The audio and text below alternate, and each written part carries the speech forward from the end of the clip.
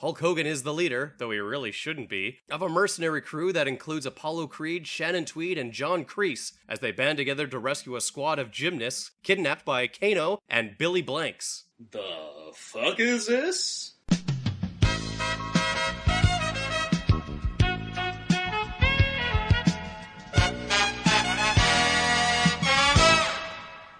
Ladies, gentlemen, and however you wish to self-identify, welcome back to the Squared Circle Living Room for another edition of TFIT Presents Sunday Slamathon, coming to you live from Jameson's apartment, brought to you by, I don't know, Coke Zero or some shit. Whatever I had for breakfast. Yeah, I'm crazy with a K, Kaz Lescard. And joining me on the mic is Jameson, the Rib Cracker Rafter. Hi! I'm the Rib Cracker. Yes, named not because of his propensity for cracking ribs, but because he created a snack cracker that tastes like a plate of delicious baby back ribs. Mm-hmm. It's a side project that he's working on. I would have gone for the Rib Tickler because I'm so funny. The Rib Tickler. Yeah, I want to see what the Rib Tickler. I want to see what your signature move is. You just like get in there, you just grab it, and man, you just all like. Oh man.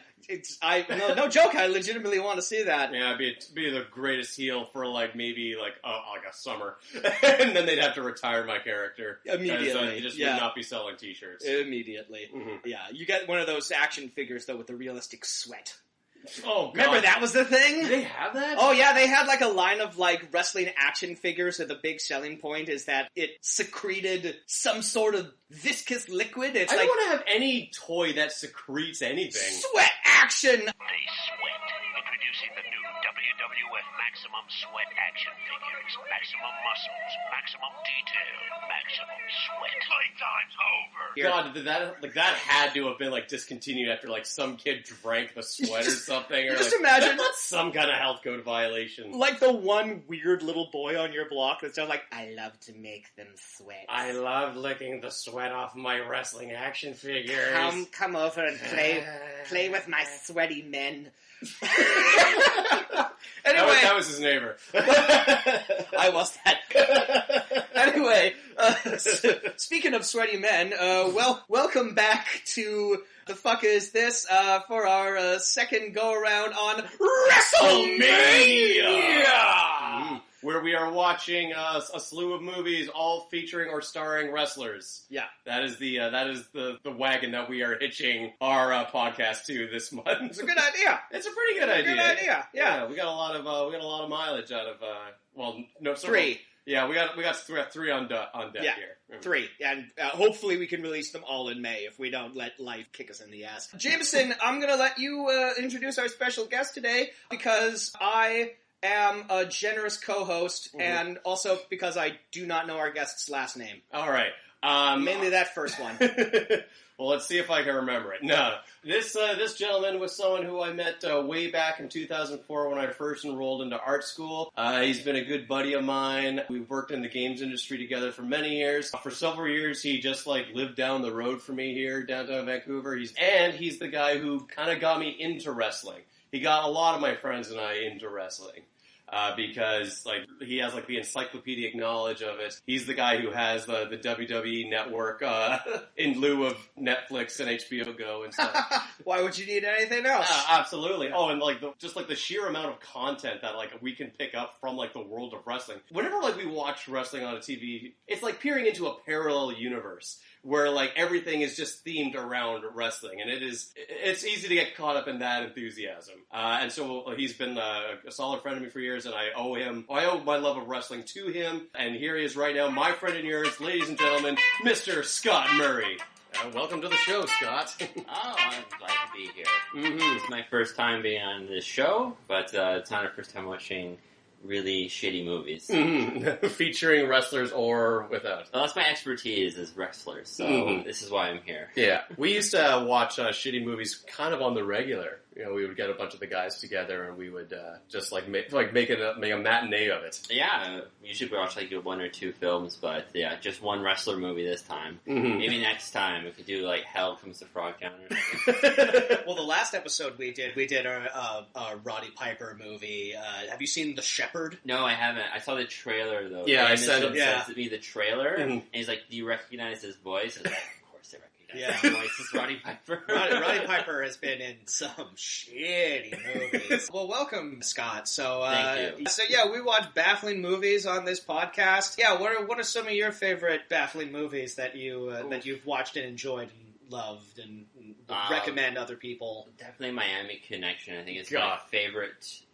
Bafflingly bad movie. Oh, absolutely. Friends for Eternity. It's good soundtrack, it's good action, bad acting. Like, it's perfect. Oh, yeah. It's one of the most perfect films, bad films of all time. I just mentioned Hell Comes to Frogtown. That actually was a really good one. That is such a weird fucking It's a weird movie. It's got Roddy Piper in it, so it's got my wrestler quota. Yeah, he's like the last virile man on Earth, and there's a bunch of frog monsters around. It's so fun. I think you don't know that the frogs are coming, even though it's called Frogtown. Yeah.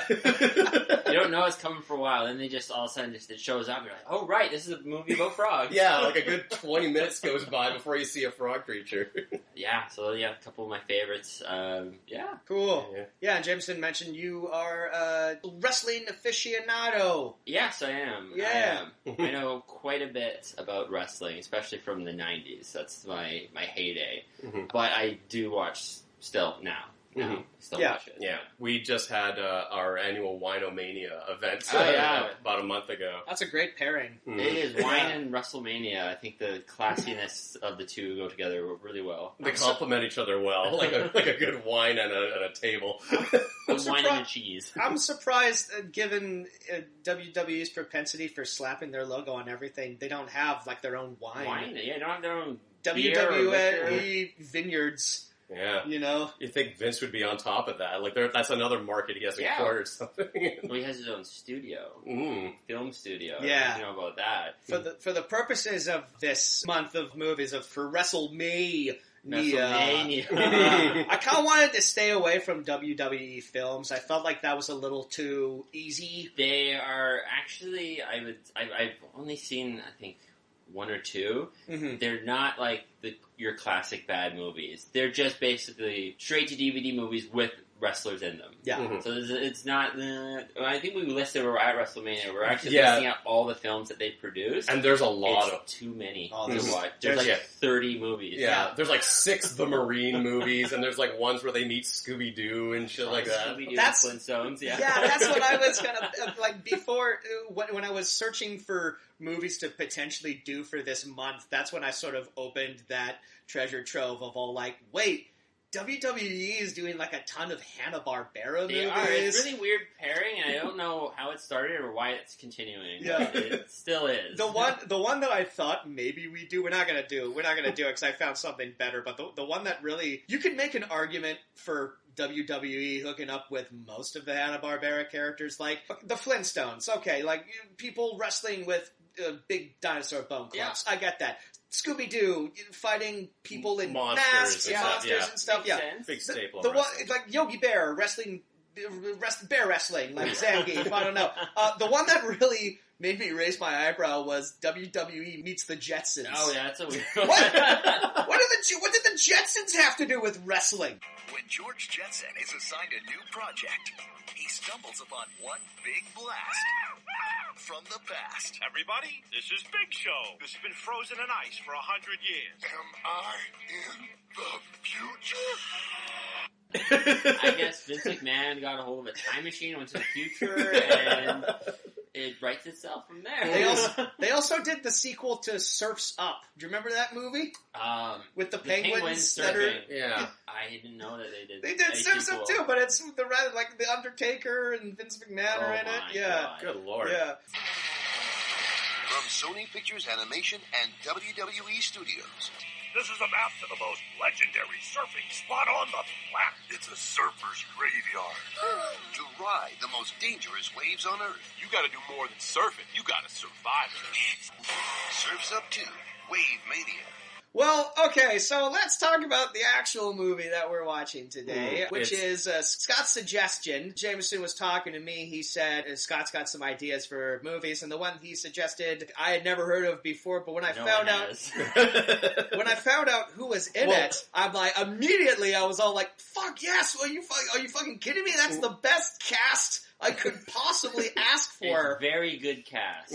So the title of this movie is kind of confusing. The reason Really people have confusing. never heard of this is because it has apparently 3 titles. So the title that was told to me was Shadow Warriors, but looking up this movie, I found that it also goes by the name Assault on Devil's Island. They can't quite make up their mind. The first time we saw this, it was a sequel to the first Devil's Island movie. Because it has Shadow Warriors after Devil's Island, Shadow Warriors. Yeah. Sounds like a sequel. Devil's Island sounds like the first one. Yeah, I don't even know what the fuck we're going to be calling this episode when we upload it. There actually is a sequel to this. Yeah, that's what got me confused, is that there's a sequel to this movie that also can't make up its mind what it wants to be called. What's that one called? And I wasn't sure which movie we were watching until I realized that this was a sequel to this. So yeah, that movie is called either Shadow Warriors 2... Take your pick. Shadow Warriors 2 Hunt for the Death Merchant. Wow. Or Shadow Warriors 2 Assault on Death Mountain. The Death Mountain from Zelda? Yes, it's the WWE Legend of Zelda crossover we always wanted. Jesus. Wow. So yes, this is a 1997 television movie starring Hulk Hogan, Carl Weathers, and making her second appearance on this podcast, Canada's own Shannon Tweed. Nice. Who we should probably clarify, back when we did the... what was that movie? The Hot Dog, the movie. Yeah. That's a real movie. I love the movie. Yeah. Back when we did that episode, we misattributed... Well, our guest misattributed... Let's throw Steven under the bus. He misattributed Shannon Tweed as a porn star. We should probably clarify. Shannon Tweed is not a porn star. How dare he. She is a star of erotic thrillers. Yeah, like Skinamax. Yes. She was also Playboy Playmate of the Year in 1982. And she's married to Gene Simmons. Yes, wasn't she's currently married to Gene Simmons. She's been doing Good for a public service by being married to Gene Simmons. Taking that bullet for the rest of humanity. So, Assault on Devil's Island, or Shadow Warriors. We're just going to call it both names, because they're both great names. Was directed by John Cassar, who is someone that, Jameson, you and I are very familiar with his work. You more so, because John Cassar is responsible for the majority of 24. No way! He is. No way. He directed 59 episodes of 24, 6 episodes of 24 Live Another Day, 4 episodes of 24 Legacy. He directed the TV movie 24 Redemption. Yes. And he directed a Western called Forsaken, which stars Kiefer Sutherland and Donald Sutherland. Wow. Whoa! So- they couldn't even get Donald Sutherland on the show, and No. he finally got him his white whale. He is very connected to that show. If we haven't mentioned it before, the podcast we did before this one was a 24 podcast called Our Jack Bauer Power Hour. Nice. Which we might go back to. We might revisit go that back to later at some day. point for fun. But for the purposes of this podcast, I should mention that he did. He has a trilogy of Hulk Hogan movies. Yeah, nice. He of course directed today's movie, Assault on Devil's Island, Or Shadow Warriors, or whatever you Shadow prefer. Warriors. He directed Shadow Warriors 2, Hunt for the Death Merchant, or Shadow Warriors 2, Assault on Death Mountain. Yes. And in between those two, he directed another Hulk Hogan TV movie called The Ultimate Weapon. Ooh. Nice. So yes, he's done that. Was Hogan the ultimate weapon? I believe so. Was Yes. his leg drop the ultimate weapon? No wrestling is the ultimate weapon. No one recovers from that. So this movie was written by 4 people. Mm. It was written by Michael Burke and Douglas Schwartz, who created a little TV show, maybe you've heard of it, called Baywatch. Oh, nice. I recall there being like a lot of kind of cheesy action in this movie, so that makes sense. And more appropriate for this movie, they also created the series Thunder in Paradise. Of course. Starring Hulk Hogan. Yes. which was 2 movies, 25 episodes of a television show, and an interactive video game. On CDI. Yes, Yeah. on CDI! Oh. CDI. Oh, only the finest! Well, what are we waiting for? Like, It was like a light gun game with like footage from the show. no, holy shit! It was also written by Calvin Clements Jr., who has written 2 live-action Disney movies that no one has ever heard of, called The Wild Country and Justin Morgan Had a Horse. Oh, that sounds good. Yeah. He also went on to write and produce for TV. He wrote and produced for MacGyver, Walker, Texas Ranger, Nice. and, oh, look at this, a little show called Baywatch! Oh, wow. And it was also written by Stephen McKay, who wrote the classic Steven Seagal movie Hard to Kill, and Darkman 2, The Return of Durant. Yes. Jesus Christ, I didn't even know they made another Do you have a Dark list of the producers on here by any chance? I can look it up. Because I know one of the producers on for this movie is Eric Bischoff. No. Now, Eric, you know who Eric Bischoff is? He was... You tell us who He was like the Vince McMahon for a while of WCW, which... Right, and during this point in time, Hulk Hogan was wrestling for WCW. For WCW. Now, okay. There's like a trivia, I don't know if you... The IMDb trivia.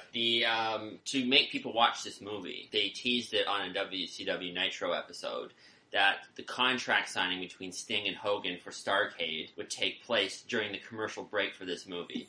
But they didn't tell you when it would happen, right? So it happened at the very end of the movie, the last commercial break. It was 1 minute and 20 seconds long, and nothing happened. They just signed the contract.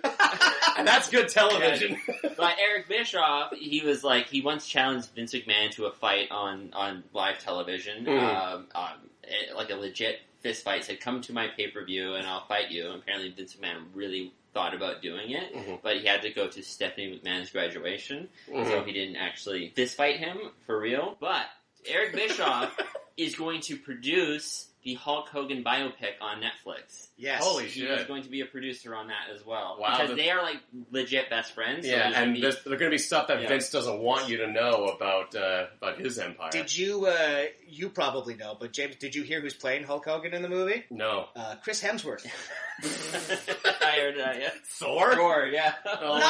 Pretty good. Pretty good casting. Who else, They're really? blonde, Yeah. you know. He's got to shave his head a little bit. He can pull off the do mustache. Keep the Thor hair and just shave the top of his head a little bit, and then he'll get the classic Hogan look. Perfect. The skullet. So in addition to the amazing trio of Hulk Hogan, Shannon Tweed, and Carl Weathers, this movie's got a pretty dope supporting cast as well. Oh, yeah. Playing the role of Andy, we've got... The iconic Andy. The iconic Andy. Soon to be everyone's favorite character. Maybe I won't say their character names, but we've got Martin Kove, who's one of those actors who just works like fucking crazy. He's got 230 film credits, but he is probably best known as playing the villainous John Kreese in The Karate Kid. Oh, shit. A role which he is still playing today on that YouTube show. On the YouTube Cobra Kai, which I haven't seen, but apparently it's quite good. Yeah, I'm not reviews. paying for a YouTube account, but I hear it's a good show. Meanwhile, our podcast is fucking on YouTube, so... shot myself in the foot there. Well, I've already started this, so I'll continue to do what I've started here. Playing the role of Fraker. Fraker? We've got Trevor Goddard, who is best known for playing Kano in the live-action Mortal Kombat movie. Man, listener, is this, between the producer and this cast, is this painting a picture for you of what this movie is going to be? It's going to be 90s as hell. Hell yeah. And then finally, we've got double Billies in this movie. I know one of the Billies. We got Billy Blanks. Yes! Tybo. The creator of Tybo, playing the role of Cregan. Cregan and Franken? Cregan and Franken. They gotta be a duo.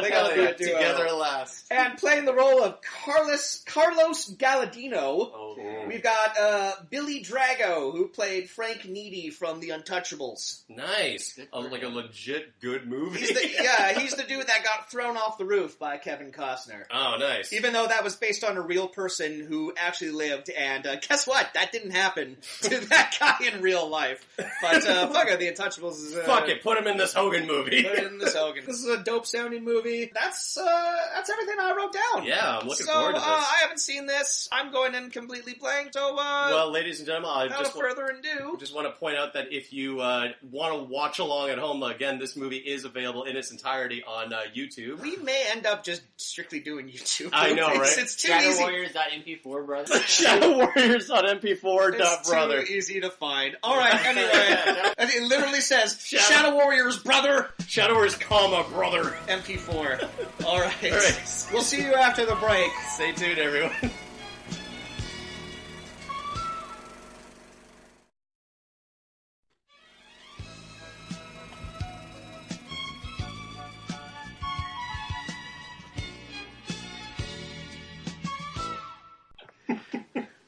And we're back. Okay, so you know how earlier we were talking about how confusing it is to figure out the name of this movie?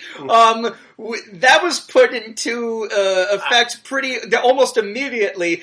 So we were on YouTube. We started watching something called Shadow Warriors, brother. .mp4. Which seems like the right movie to watch. We watched it all the way up to the credits, and the credits literally just said Shadow Warriors, and the first thing that made us think maybe something was up when the credits came up, we didn't notice Billy Blanks wasn't listed. We got 10 minutes into the movie until we realized... This kind of feels like a sequel to a movie we didn't see. Like we should know these people already. We started watching Shadow Warriors 2, and it was only... We were able to catch it pretty early on, but yeah, it was... but it was called Shadow Warriors. Death Mountain is in Vancouver. That's right. Evidently. So this was, so we typed in Shadow Warriors. We saw a movie that had the opening credits that called it Shadow Warriors, but it turned out we were watching Shadow Warriors 2, and so we said, okay, let's look up Assault on Devil's Island. And we started watching that. Attack on Devil's Island. It turned out to be Attack on Devil's Island. But it was called, in the movie, Assault on Devil's Island. Yeah. The YouTube video was called Attack on Devil's Island, and it was Shadow Warriors 1, but it was Assault on Devil's Island. And it turned out to be the right movie, so we watched that instead. We watched the right movie, which had Billy Blanks in it. Yes. So he was in the credits. We were on the right path. But normally on this show, we watch movies that at least one person has seen. You two, unbeknownst to you, watched Shadow Warriors 2 without ever seeing the first one. We thought we watched the first one. Yeah, no one seen the sequel. So no one watched this movie ahead of time. This is the first time we've watched a movie where we all went in blind. Because, these movies are so confusingly titled, no one can figure out which one is the first Shadow Warriors. The film company really shot themselves in the foot with this one. This movie should be called Assault on Devil's Island, Derek. Oh, we're gonna get into Derek. We'll explain everything to do with Derek. Well, let's recap the plot here just a little bit first. So there is an assault on a drug kingpin's private island. Not Devil's Island. No, not the titular Devil's Island. We'll get to that. Cocaine Pants, as I call them. Yeah. Billy Drago plays Cocaine Pants. He has a name. I mentioned it earlier. It's Cocaine Pants. Yeah. He is Cocaine Pants. He has Cocaine Pants. Yeah.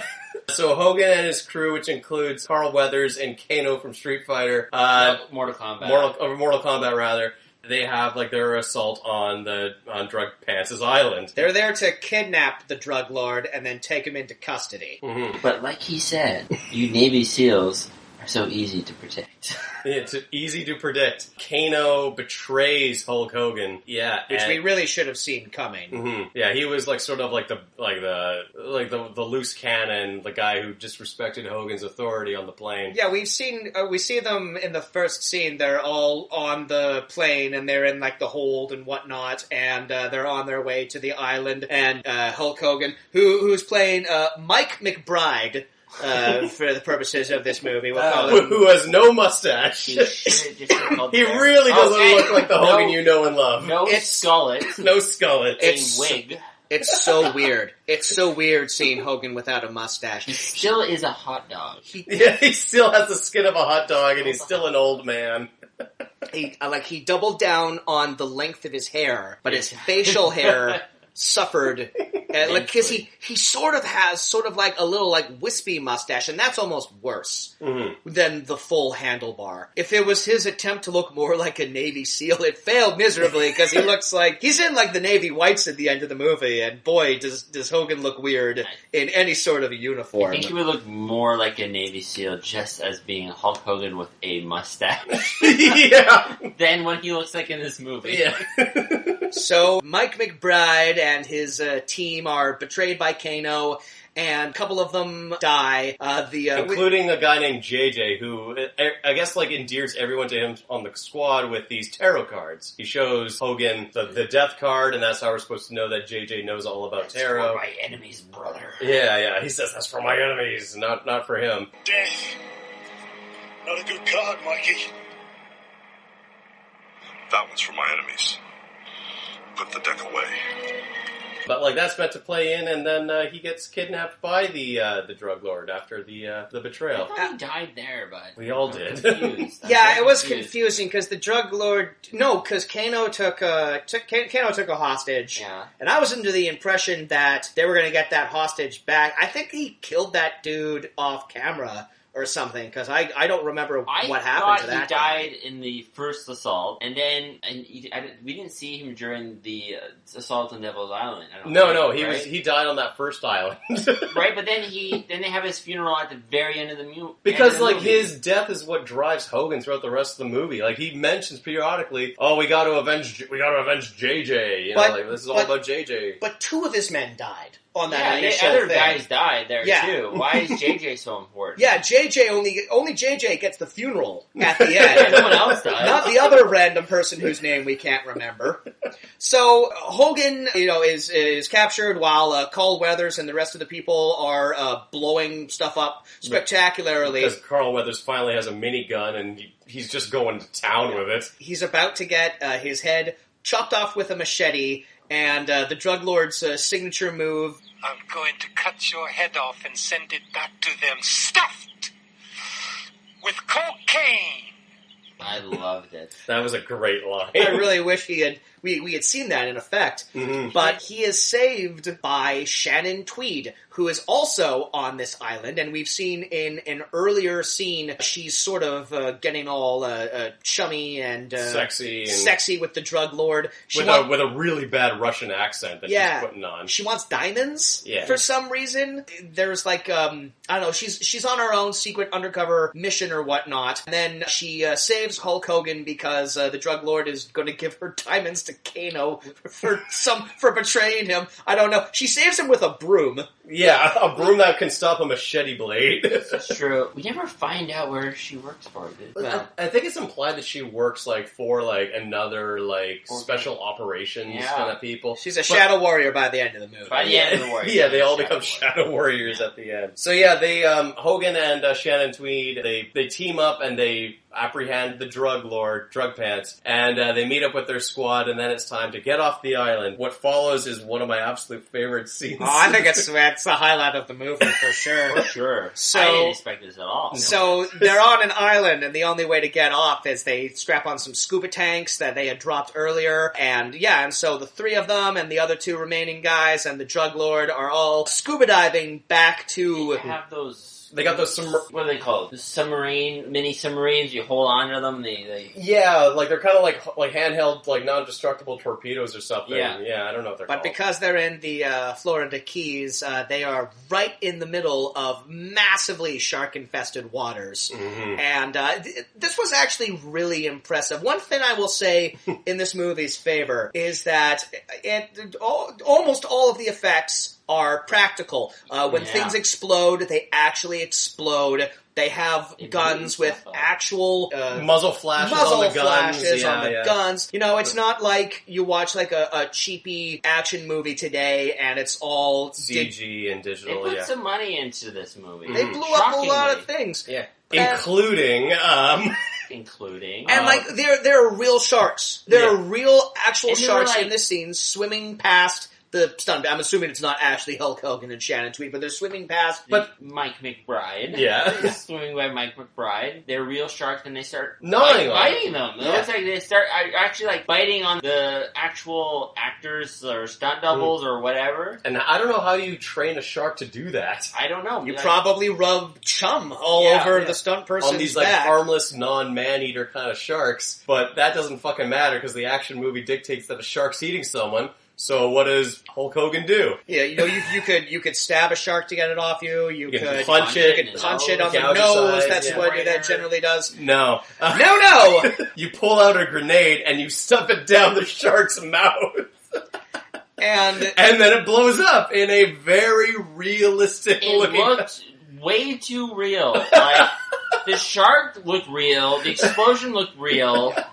Like, the shark didn't explode into bits or anything, but explosion came out of a shark's mouth. But both the explosion and the shark looked real. Yeah. This was not, like, kind of signed off by, like, the Environment No, Protection like, Agency. PETA was definitely not informed of any shark explosions into the mouth or anything it like that. it definitely looks like they might have actually blown up a shark for this movie. Maybe. Yeah. All the money for this movie went to And they're the not, fucking legal fees. we're not talking fucking great white sharks here. They're like the little sharks. Like reef sharks. That you see footage of like people swimming next to them and they come over and they give you a hug because they're so unbelievably innocent and humans are way bigger than them. So of course they might take a bite out of you, but once they realize you're too big, they're just going to swim away and not do anything. But no, fuck it, let's shove a grenade down this shark's throat and blow it up.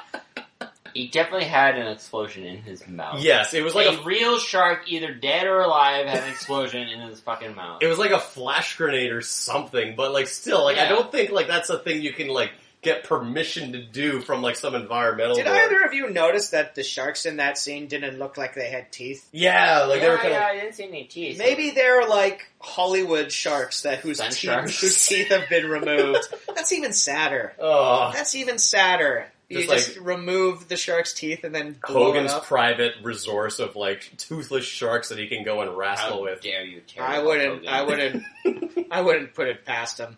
So they get back and they deliver cocaine pants to their handler, Andy Powers, played by Cobra Kai. Mm-hmm. Cobra Kai, John Kreese. Yeah, which is weird seeing him as a good guy. He was a good guy. He was a good guy. He was pretty. He was kind of like by the books, and like he didn't want Hogan's dangerous shark blowing up ways to get in the way of a mission. Yeah, he starts off being like the tough, no-nonsense chief, but then almost immediately he turns around and says, Hogan, you do your thing because he rebelled at the right time. I'm proud of John Kreese. And he was John Kreese. Yeah, he's part of the leg of authority. He's part of the assault on Devil's Island at the end. He takes part in it. So yeah.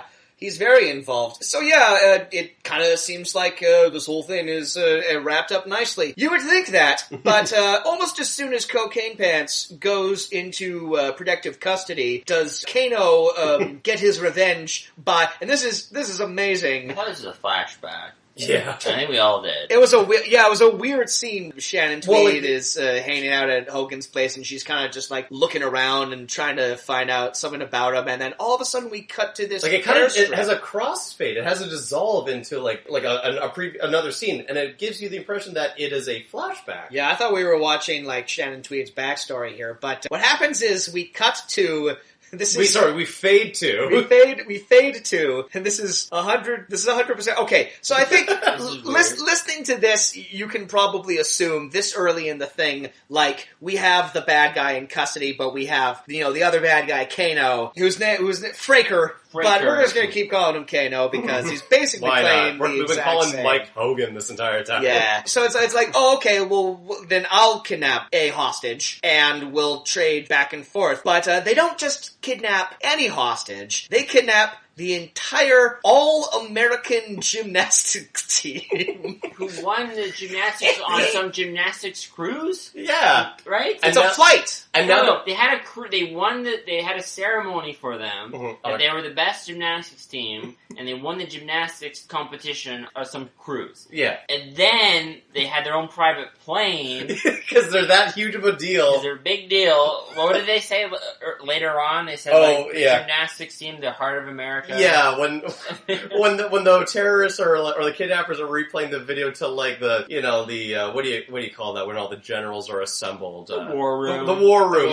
Yeah. So they're saying like, oh, we got the gymnasts, and one of the guys says, oh, we don't negotiate with terrorists, or like we got to give in to the demands. These are American gymnasts. American These gymnasts. are beloved by the American people. That's right. They Beloved are by the American people. all American gymnasts. We can't just go rushing into this with our dicks out of our pants, These are gymnasts, for These are God's sake. gymnasts! We can't survive without them. America deserves better than this. America cannot stand without its gymnastics squad. So did you guys notice how, like, when the gymnasts got into their private plane, there was, Private like, plane. the woman who was, like, acting as their liaison, but it turned out she was secretly working with Kano the entire time? Yeah. What happened to that woman? Now you mention it, you're talking about her, and I was just like, what happened to her? She's Yeah. gone the rest of the She movie. disappeared. I guess maybe she got her money and pieced out. She but- wasn't killed. She was not on Devil's Island. She was gone. She was like some day player they hired for the day. You would assume a movie like this, like they're going to set up like a female villain, there's going to be a fight between her and Shannon Tweed, but we never got that. No chick fight. No chick fight in I don't this. Hmm.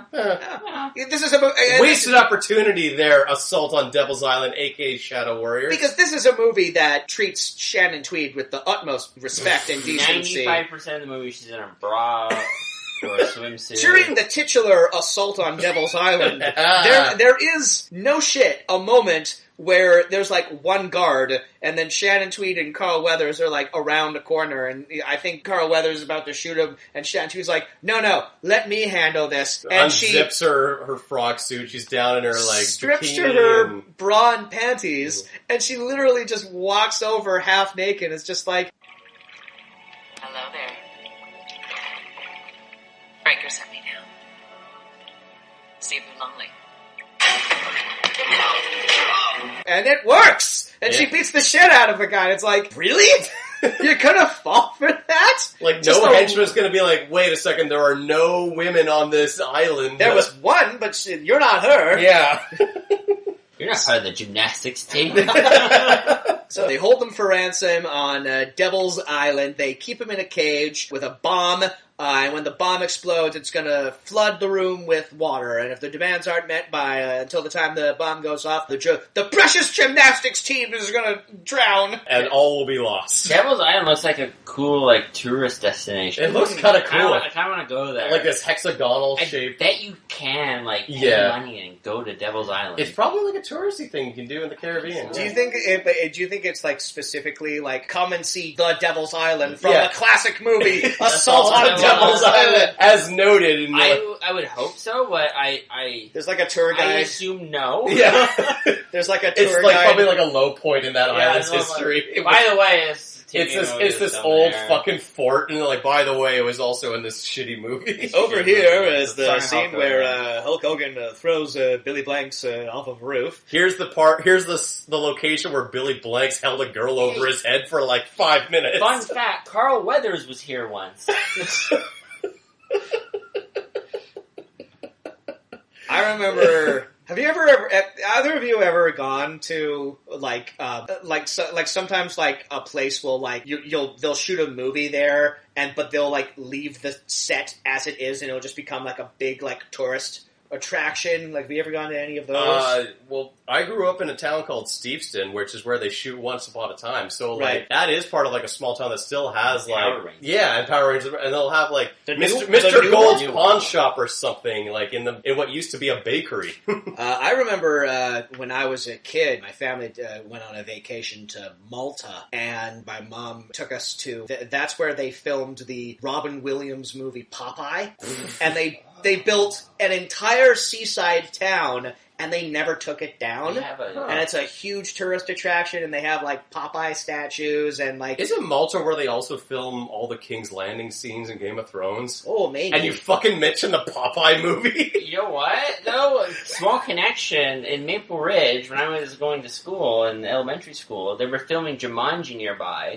Oh. And then the trailers for the actors, they were parked in the parking lot, and I met Robin Williams. Whoa! When I was like in grade 6, because they were filming some scenes, like, I could point out the exact scenes that were filmed, like, I know exactly where they are in Maple Ridge, where they happened. Even today, I could take you there when the plant comes and steals a cop car. Oh, that's dope. It's Sweet, exactly, man. you know, the exact point, and then the mother drives her car off the edge. And, That's wicked. What was Robin Williams like?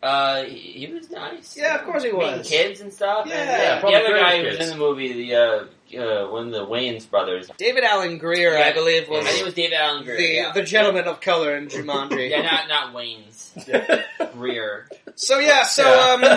Speaking of black characters, Carl Weathers goes to join... It seems like Mike, Terry, Hogan, McBride, Hogan... Bolia. Does he live on an island? It seems like he has a house on a private... Everyone has a private island in this movie. He had to take a boat to his house. Remember when they showed up, him and Shannon Tweed, they showed up, and she had shopping bags? So that was weird. They came back from the mall by boat. It was her day off, and they're like, "Hey, Shannon, we need you for some pickups here." Well, but he got bitten by a shark, and then he got shortly after he got a Band-Aid put over it, and there's multiple scenes of him saying, like, "I don't want to deal with this right now." I got to worry about JJ. He's no-selling the shark just for wrestling. Selling the shark. Hogan never sells for anyone, not even the sharks. But then, we see Hogan and Shannon Tweed on like a boat, like going back to Hogan's like actual house where he lives, where he keeps all of his guns, all his African mask memorabilia that were gifts. His house was awesome. It was like Japanese style house, but all the African masks and RPGs and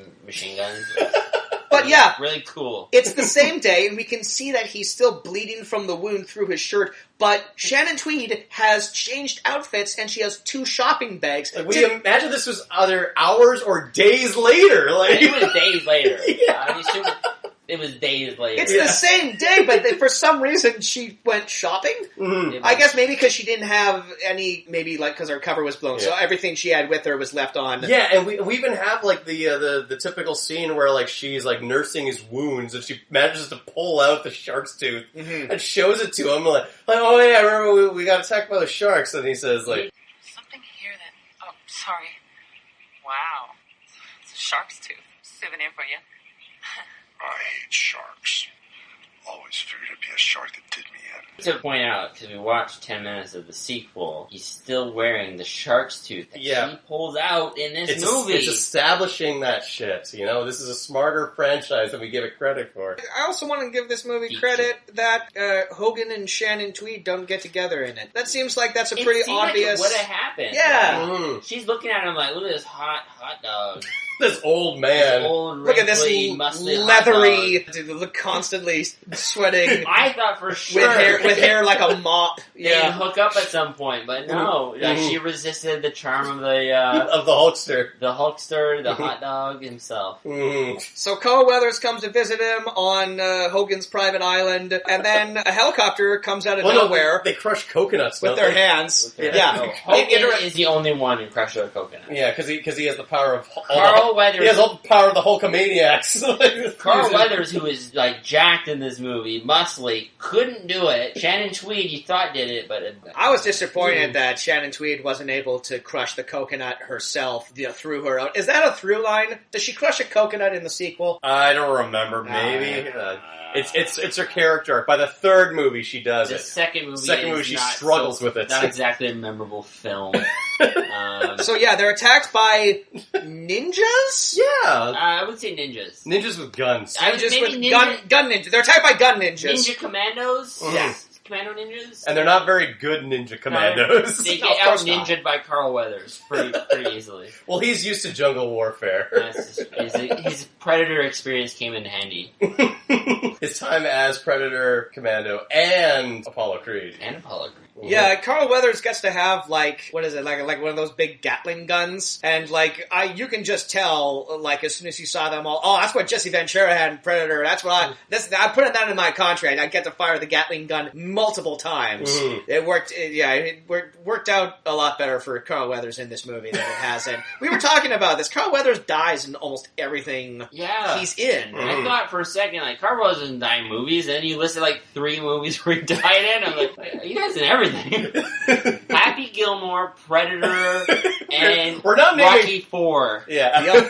Oh yeah, spoilers for all of those movies. Sorry to spoiler alert for Happy Gilmore. Happy Gilmore. Chubbs bites it. The only other Carl Weathers movie I can think of off the top of my head is Action Jackson, but he didn't die in that because he was Action Jackson. He was the titular Action Jackson. So they free the gymnasts from their flooding cell when. Whoa, we jumped crazy ahead. jumping ahead. Oh, Whoa, okay. spoiler I thought we were on Devil's Island. We kind of backtracked The a little. assault hasn't happened. They're still like Okay, they they're were still under attack. The assault on Devil's Island is right. At Hogan's Island. And then Right, Hogan's Island. Hogan's Island, And then Cobra Kai shows up. And then Cobra Kai comes This to tell fucking, them. like, testament to the 80s. Cobra Kai shows up to Hulk Hogan's Island where Carl Weathers is there. Testament to the 80s in this movie that's a testament to the 90s.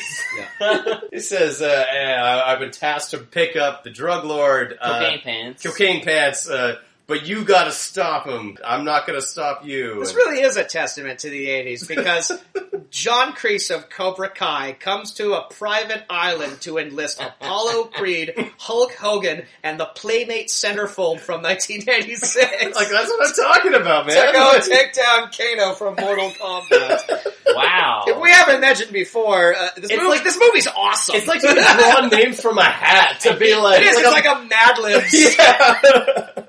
It's like a Mad Libs of a movie. So yes, they finally get to, and we were disappointed because they make a point of mentioning that the only way onto Devil's Island, you can't come by air. You have to be spotted. Like, you have to dive swim. under. You have to dive through shark-infested waters. And we're we were all set for another exploding shark attack. It never came. So why the fuck did, like, if that didn't happen in that earlier scene, didn't establish it early, we wouldn't have thought anything about it. There was no need to have a scene where Hogan stuffs a grenade down a shark's mouth. They blew their shark load way too early. Yeah. Way too early, yeah. It was so disappointing. Like, it's Chekhov's shark. If you introduce an exploding shark in the first act, you must assume that a shark will explode again in the third act. And this movie... doesn't deliver. This movie let us down. This movie let us down. I mean, something that has a shark exploding by the mouth disappoints. Let that sink in. Can't top that. Yeah. Can't top an exploding shark. Yeah. So now they're on the island, and Carl Weathers uses his gun to free the drowning gymnasts. And they're joined by the other two remaining members of, I guess, the Shadow Warriors is the name of their team, who are Chase, who is another guy, but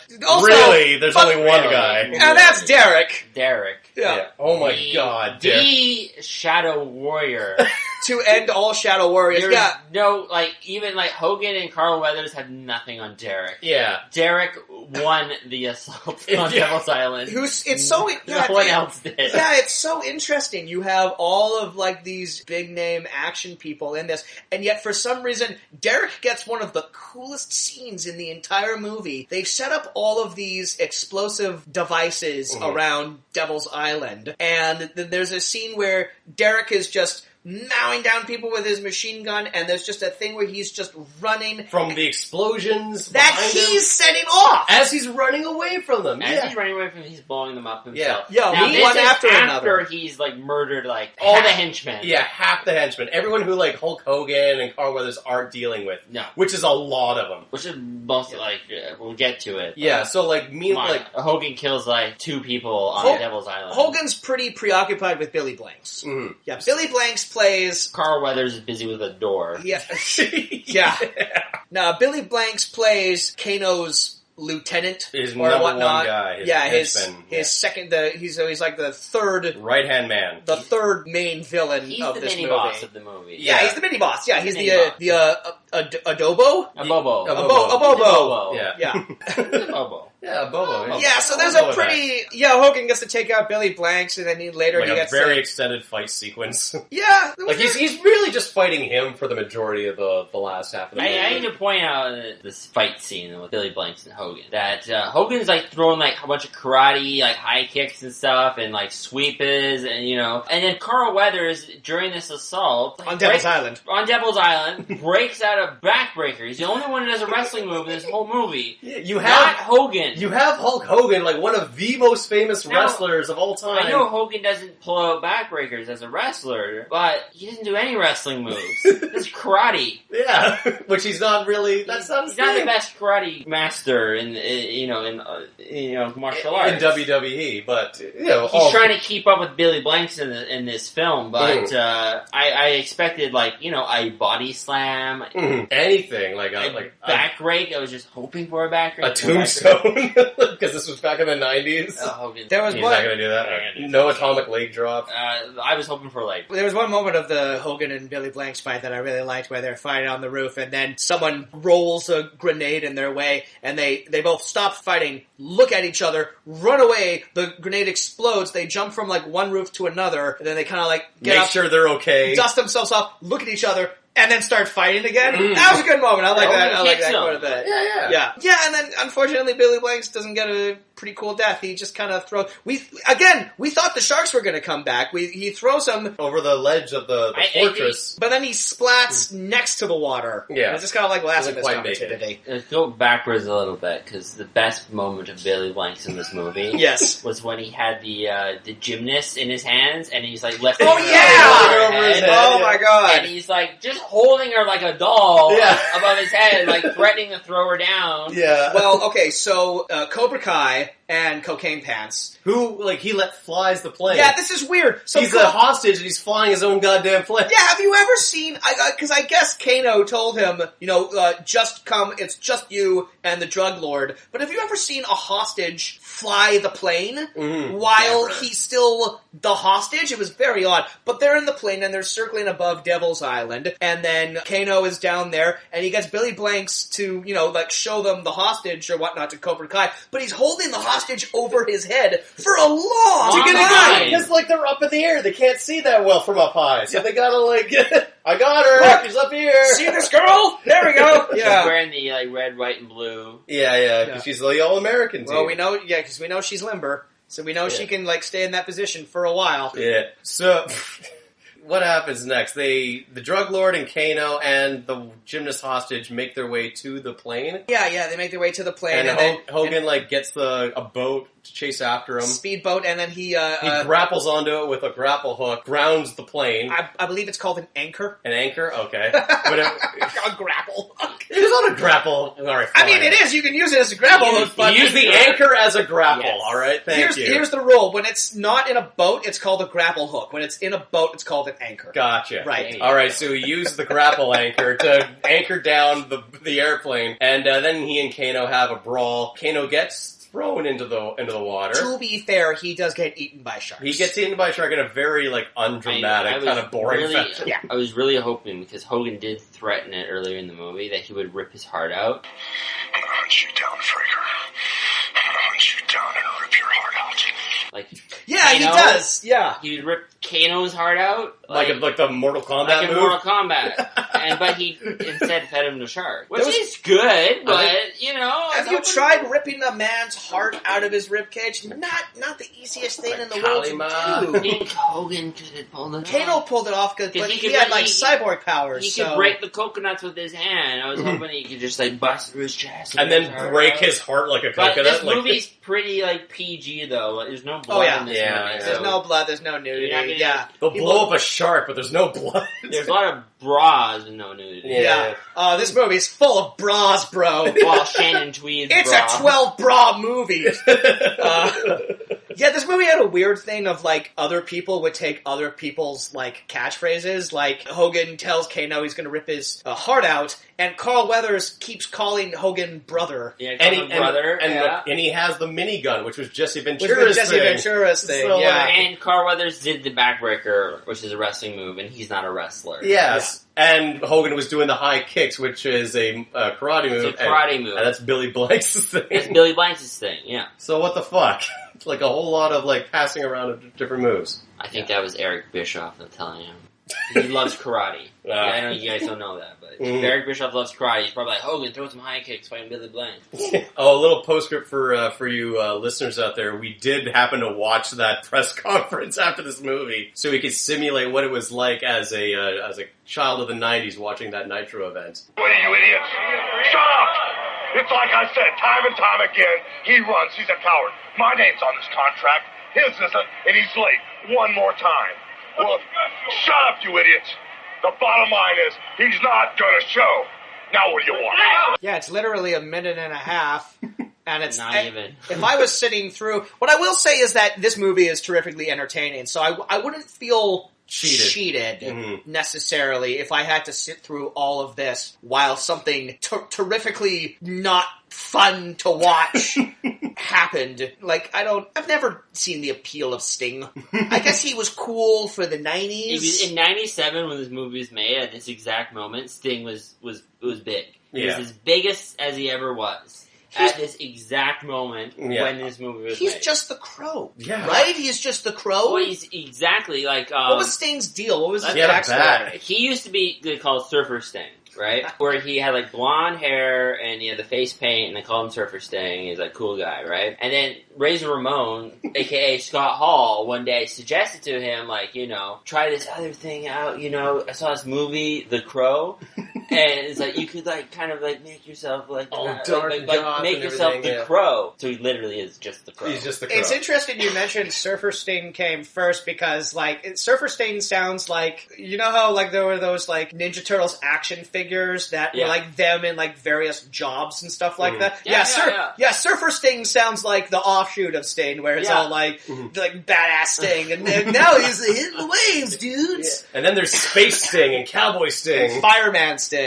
What I love about the contract signing though is that in order to sell this movie to get more people to watch it, is they like you could see more Hulk Hogan during the commercial break for this wrestling angle that Hulk Hogan's involved in. If you watch the Hulk Hogan movie, coming soon to Netflix. And the movie ends with them deciding they're going to form a Shadow Warriors team after they bury JJ. Private enterprise. Yes, they're sort of I did read that Eric Bischoff really wanted to do a Shadow Warriors TV show. It felt like that at the end of this movie. He couldn't figure. It does look like they're setting up for. It does feel like this is a really, really expensive pilot. But you know what? Like, all they were able to do was get another movie out of it, and the TV show never materialized. But like with that pedigree of like Baywatch, Walker, Texas Ranger, whatever, I could see this as like one of those cheesy like mid-afternoon VIP with Pamela Anderson, or like style shows. or like the old Hercules, or like the old Hercules show. Yeah, when you watch this movie, I feel like it has that '90s vibe of like a Xena Warrior Princess, hour-long TV action, whatever action movie. It's like low budget, but it's kind of and they just stretch that to like 2 hours. I can see, it's a bit of a shame because I can imagine TNT would want to pick up something like this after, not Smack. What was a WCW? Nitro, like after Monday Night Nitro. Stay tuned for an all new Shadow Warriors. Or after Thunder, WCW Thunder on Thursdays. That was their lesser show. I think it would have fit perfectly after at like 5 a.m. After the Thunder comes the Shadow. After comes the Death Mountain. You know what would have been perfect if they had Thunder in Paradise after WCW Thunder. Oh my god! It would have just fit perfect. I know. That's your block of television right there. That's your Thursday nights. Could have called this Assault on Thursday nights. On Thursday nights, Shadow Warriors. What else did I write down? Who said entrails are unreliable? Hulk Hogan. Hulk Hogan said that. Why did he say that? I forgot the context. Something about the tarot cards. Oh, the tarot cards. Oh, yeah. Yeah, because they go... He made a comment about chicken entrails or something like that. Oh, yeah, because tarot cards, yeah. I wonder what JJ saw in those tarot cards. Just superstition. Oh, look who's talking. You believe in omens, navigate by your dreams, and rely on everything from tea leaves to chicken entrails. Entrails are unreliable. There was that topical Bill Clinton joke. Yeah, like the blow dart. Yeah, so like Hogan's using a blow dart at the drug pants' compound there, and he says like,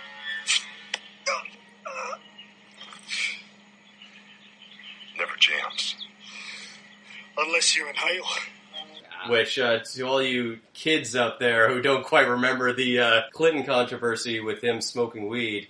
Yes, the only Clinton controversy that's ever existed. That was the big one. Is when he was blowing. Yes, right. Yeah. the other Clinton blowing controversy. I sort of feel potentially like maybe we're reading into that like a little bit too much. Isn't that the point of this podcast? That's correct. You're correct. This entire movie is a commentary on the Clinton White House. Clearly. Yeah. That's all I got. That's pretty much it. It's a pretty standard movie. Very made for TV. Very made for TV. I don't imagine, given what we now know about Hulk Hogan, I don't imagine him and Carl Weathers go out for beers all that often and reminisce about their time. They don't go out for sushi. Yeah. But that aside, would you recommend this movie? Yeah, absolutely. I mean, like, God, it's only like an hour and a half. It delivers exactly what you expect a movie like this would. My question to you guys is, which is the better of the two movies, this or Shadow Warriors 2? I have to watch Shadow Warriors 2 again, because it's been so long that I forgot everything about Shadow Warriors 2. You mentioned that Cobra Kai kicks a lot of ass in it. He does, yeah. He comes back as sort of like as a disgraced military guy, and he joins this, like, the Shadow Warriors crew as, like, air support. But, like, his method of air support is pretty, like if I had a helicopter... Dropping sharks on them? If I had a helicopter and, like, a sack of grenades, you can imagine what my air support would be. I don't remember Derek coming back. He's in it. He's in it. And he's as just as competent as ever. Good. Like, really, like, this movie sets up that Hulk Hogan is, like, the leader of the Shadow Warriors. But really, it should be fucking Derek, because he does all, like, the dirty work, all the, like, the necessary work, and everyone else just kind of bumbles around and, like, you know, fights somebody one-on-one for a couple of minutes. He provided cover so they could, like, Hogan could fight Billy Blanks, and Carl Weathers and Shannon Tweed could open a door. Yep. There aren't huge amount of, like, badass fist-pumping moments in this. Like, the exploding shark, really, is the highlight of this, but there aren't a lot of, like, great, like, one-liners or anything. What was their line they had when they did something good? They fist bump. Nothing to it but to do it. Nothing to it but to do it. They would fist bump, not a traditional fist bump. No, it's like they slam, a vertical fist bump. They slam forearms together vertically. Vertically forearm smash, and nothing to it but to do it. Yeah. That was the one-liner. That sounds more like something Carl Weathers would say in Happy Gilmore. I kept waiting for a good point for me to drop in my "it's all in the hips" reference, but you had a really good. I don't remember where it was, but you dropped in an excellent. This make a good stew. I don't remember what point. He just breaks the coconut with him. Stew going. Cut it with his machete. Because Hogan and Shannon Tweed are breaking coconuts by hand, and Carl Weathers is like, I got another way to do it, and he just, like, tosses the coconut in the air and bats it with a machete. And you said good time. You can make a good coconut stew. I bet so. Coconut curry stew. I got a good coconut curry, yeah. Did we run out of things to talk about? I think that's it. Do you want to watch the last 5 minutes of Shadow Warriors 2? The last 5 minutes? We had a lot more. Is that the best? Is that the best part? Whole movie. We only watched 10 minutes of it. That's and right. We're like, this is a sequel. I'm pretty sure. We're like, no, it's Shadow Warriors. It says in the title, Shadow Warriors. Yeah. But no, it's the first one's actually just called Assault on Devil's Island. The sequel is called Shadow Warriors, even though the first one's also called Shadow Warriors. Either we fucked up, the filmmakers fucked up, or YouTube fucked up. Everyone fucked up. I like how we all fucked up in different ways. YouTube fucked up. Yeah.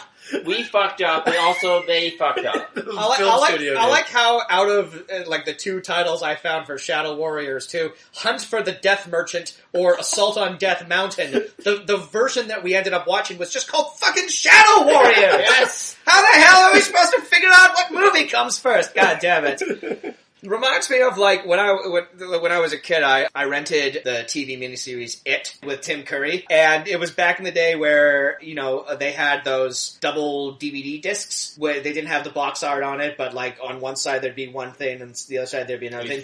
Because it's such a big movie, it was in 2 parts. Okay. And I didn't know what was going on, so I watched it backwards the first time. And it took me, like, way longer. It took me, like, 20 minutes. Realizing, there's no credits. Like, there's just a clown, and he's terrorizing adults. And I didn't realize the first part of it was about kids until halfway through. And I flipped the disc over, and it's like, oh, so now this is the flashback to see everything that I missed. Oh, this explains everything. It makes a lot of sense. You watch half of it, and then he flipped the disc, and then it was Shadow Warriors 2. Yeah, a real horror story. So wait, what does this have to do with clowns? All right, well, Scott, thanks for coming. Scott, thanks for coming, buddy. I did it. You made it out. You did. I did a podcast. You did the thing. All right. Well, we'll see you next time for the. We'll literally see you. We have cameras. We have fiber optic cameras. We don't. We're looking at you right now. We don't. Maybe We're we not. Shadow Warriors 2. Maybe. We'll save that for next year's WrestleMania. Yes. Because you got a third movie lined up, right? I do. So we'll see you for the concluding chapter of WrestleMania on The Fuck Is This. Make sure you listen, otherwise You I won't. I don't fucking know. I don't know. I don't have a thread. Your life will not be fulfilled. Yeah. All right, cool. Strongest ending ever. Bye! Bye, guys. Thanks, guys. Bye.